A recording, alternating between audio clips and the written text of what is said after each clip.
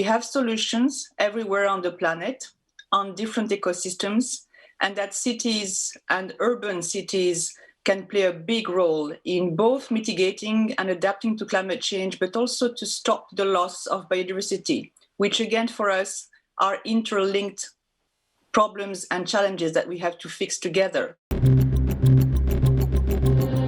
With trying to see that cities are committing to what they've already agreed to in the Global Covenant of Mayors, and this data is also helping them to get ready to be assessed by the city's Race to Zero next year. So we kind of see that, put the data in, and then we actually have an assessment framework where we can see how closely cities, according to their data, are aligned to the Paris Agreement and the 1.5 degrees Celsius target. Now, how does this manage for smaller cities? I think cities large and small, we all need that data in order to create those ambitious plans and actually see, are we on track with the plans that we have right now? Are we moving in the right direction? And there we are very keen to help the cities that we work with. Today you could have solar cell on the roof, on your barn, and you could drive a hydrogen tractor, and then you could put in the oxygen in a land-based fish farm. Then you have a circular, fossil-free solution, and that is what we're trying to do in Mariestad.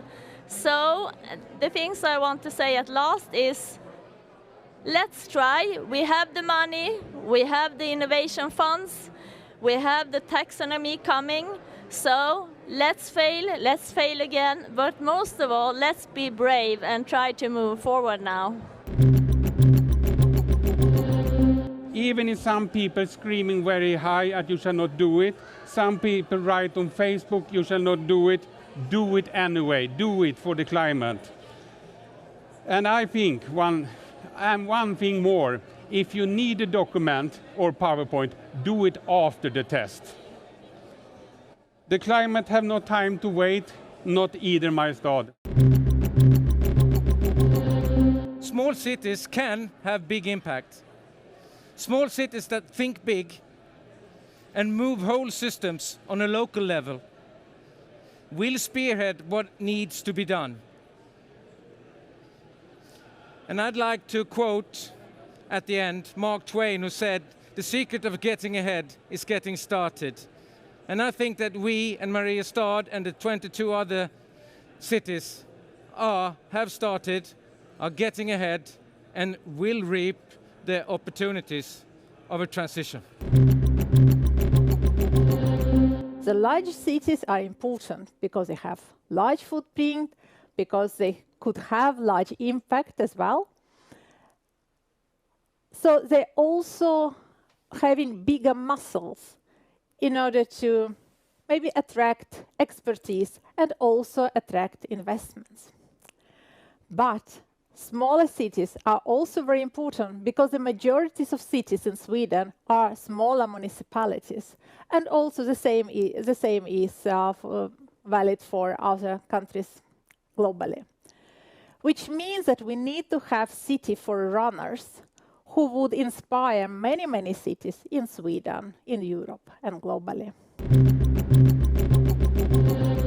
But soon, looking into 2021, our electricity demand will be covered to 70% of wind power after the new windmills being built.